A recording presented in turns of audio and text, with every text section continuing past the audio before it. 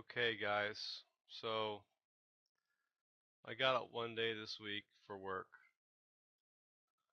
and there was terrible news in the morning that a shooter had shot up people at a music concert right here. And I looked at it for a while and I was like, oh man, this is terrible. Another terrible thing going on in the world. Um, and then when I got home that night, I got home late. I was eating my dinner and I pushed record on the not record, sorry, pushed play on the nightly news on one of the mainstream news media, and they had so many stories and just very touching stories one after another, and like really just put together really well. And then the last 20 minutes of it, they pulled up different guns and uh, basically um, predicting what guns might have been used, and of course pointing out a bunch of guns that they've been bashing for years, trying to get them to be illegal. Um, anyway, the whole thing just smelled bad. It just stunk. Some didn't didn't set well with me at all. It just felt like the entire thing was lies. Bothered me tremendously. Bothered me all week this week. And I don't have much time to think about stuff like this, but it bothered me a whole lot. And then on Wednesday or Thursday of this week, Wednesday would have been October 4th. I think it was Wednesday. I found a YouTube video that all it did would play audio of police scanners from that day. The first one I listened to, it ended early and didn't continue long enough, and then I found one that did. The one that did was this one here. Uh, let's see. It's not showing a whole thing for you, unfortunately. Let me see if I can. It's not working well.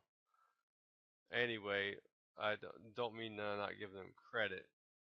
The YouTube channel is ScannerAuio, ScannerAudio, published on October 2nd. It's very interesting. Um, it really shows the officers go through a heck of a lot, and they do an amazing job at keeping things together and organizing things. Yeah, there's a few mistakes in there, which is definitely it's not any negative reflection on them. They did an amazing job through this entire scanner audio. The superiors were really calm and keeping everybody calm and planning things out so well. There were so many things going on constantly, and little things to investigate that were, didn't amount to anything, but they did a great job. This video that just plays the audio of it goes on for an hour and 22 minutes. Now, here's the thing, I'll get to it real quick. At about an hour in, right about the 1 hour mark, okay? At the 1 hour mark, it got really interesting. At the 1 hour mark, there was two officers up in the stairwell to the 32nd floor. Um, they had asked earlier when they got there if the shooter was still shooting, and he was not shooting, so they didn't rush to his room. I could tell that's what they were trying to judge. If was he shooting or not, and he was not. So they waited for more backup, and then they evacuated each room on that level, besides a lot of the other floors as well. Anyway, what I'm getting at is when they were about to put explosives on the door and blow that door to enter that place, all of a sudden, around that time, which many minutes had gone by, and there might have been somebody wanting to exit this hotel. But anyway, about the 1 hour mark on that scanner audio, all of a sudden a call comes in, or multiple calls come in from the New York casino. A shooter is at the New York casino. I believe from memory, and I might get this wrong, but I think they said there was one shot fired in the casino and shots fired at the front desk. And also, then they added paramedics at the New York said that they are being fired on as well. So police sent some of their strike team up to the New York. It sounded like when officers got there, they said nothing is going on here. Nothing is going on. Everything is calm. There's been no shooting. And then they immediately then get a call over here at the Tropicana. Well, they also, it's long. They said the shooter's going down the escalator to the Excalibur. I don't know where the Excalibur is. I guess it's real nearby. But anyway, then they said there's a shooting going on at the Tropicana, and so officers start going to the Tropicana. Now, a superior, a sergeant or somebody smart said, "Hey, be advised, this might be a diversion. We're not pulling all of our teams away from the Mandalay Bay." All right.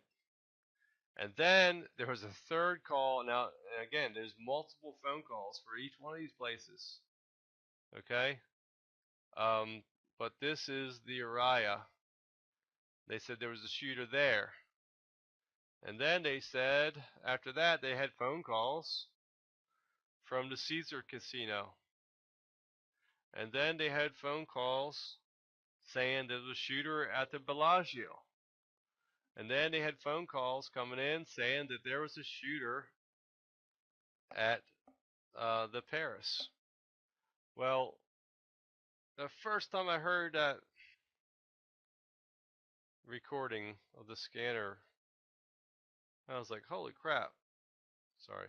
But, you know, we got to throw that on a map and see if they're all in one direction. Because if they are all in one direction, then somebody was trying to get it opened up to go the opposite direction. And that right there tells me, I feel strongly that there is more than one shooter doing this terrible act. And they probably got downstairs when there was no shooting going on, meaning the guy in that room is dead. Paddock is dead. He's not shooting anymore, or if he was shooting, who knows. But they left the hotel room if there was another shooter. They left the hotel room. They went down with the crowd that was being evacuated, and they wanted to clear up the police around here by sending them north because they wanted to go south. And what's south? We got a big airport. It looks like on here. I'm not familiar with the airport. There's like a helicopter place. There's little planes, and then over here there is the mass transit planes for the public. All right. Now, I'm sure the police are already on this and everything. I'm just some blue collar worker here, so but this is Vegas, and so there's security cameras everywhere, of course. And if his security cameras were disabled on the 32nd floor, I hope that hotel that has cameras that aren't working, they better investigate that, I would hope. But anyway, I'm sure they are non-stop looking at video footage right now, and you better look in this direction. Don't pay big attention to my lines. I'm just trying to show the opposite direction of the calls. Um, and it's not going to be somebody in black or fatigues or some bull crap like that. If they're smart, um, shoot, before you left that room, wet your hair down in the sink, throw the robe on of the room, and hide your long gun rifle in your robe and walk out with the rest of the crowd. And they're all being evacuated, so just look like one of the crowd and go with them. Uh, that would be the smartest thing to do. I guess they could be in security clothes or maid clothes or something like that. But I think they went out with the rest of the crowd. They probably didn't like all the police force everywhere, so they had calls going in. They probably weren't making the calls themselves from there. They probably had an outsider somewhere that had a schedule of calls to make, and separate them by a certain amount of minutes and get some of these officers going north. Now, I hope the officers don't think that this was a mistake and this doesn't get to the news ever. Um, there's also, weird stuff about this area. During the shooting, one officer was really pretty adamant about where the shooting was coming from, and he said it was coming from Gate 7. Shooting is coming from Gate 7. Shooter is at Gate 7 or something like that. Well, my numbering on here left, but here's number 1 gate right here. 2 is around here. 3 was on the corner, and then 4, 5, Gate 6. And I couldn't find Gate 7 on Google, the road view, whatever.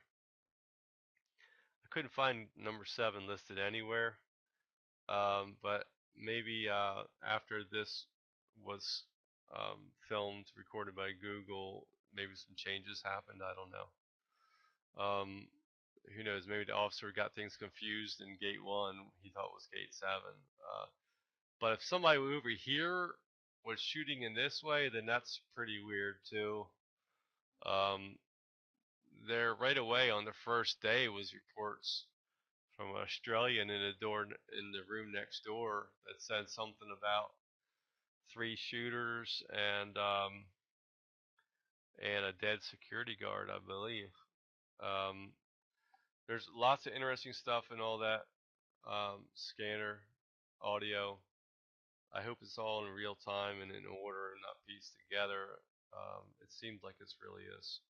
But anyway, you guys that analyze stuff more, keep analyzing and don't get crazy with your conspiracies. But just put stuff out there because it looks like it is putting pressure on the mainstream media to report stuff and get answers finally.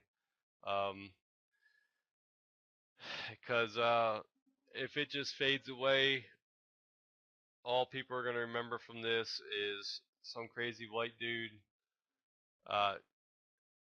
shot people up and he used legal weapons to do it, and something's got to change, blah, blah, blah.